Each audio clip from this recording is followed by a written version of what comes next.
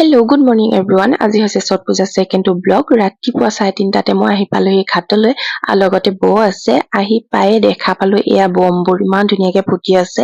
লগতে এয়া চাওকচোন লাইটবোৰে দেখিবলৈ ইমান ভাল লাগিছে নহয়। যিহেতু পূজাটো ঘাটৰ তলত কৰা হৈছে তো আমিও গলো ঘাটৰ তললৈকে, তাতে ধূপ চাকি জ্বলালো আৰু মূৰ্তিটো থোৱা হৈছিলে ওপৰত। আকৌ ওপৰলৈকে গলো, তাত ধূপ চাকি জ্বলালো, আহি আকৌ ঘাটত বহি আছিলো আৰু এইখিনি সময়তে বেলি উদয় হবলৈ হৈছে। আচলতে পূজাটো বেলি উদয় হোৱা সময়তহে কৰা হয়। তেতিয়া মহিলা পুৰুষসকলে সকলোৱে গা পা ধুই লৈছে আৰু একদমে শেষত মানে মহিলাসকলে ইজনীয়ে সিজনীক সেন্দুৰ লগাইছে।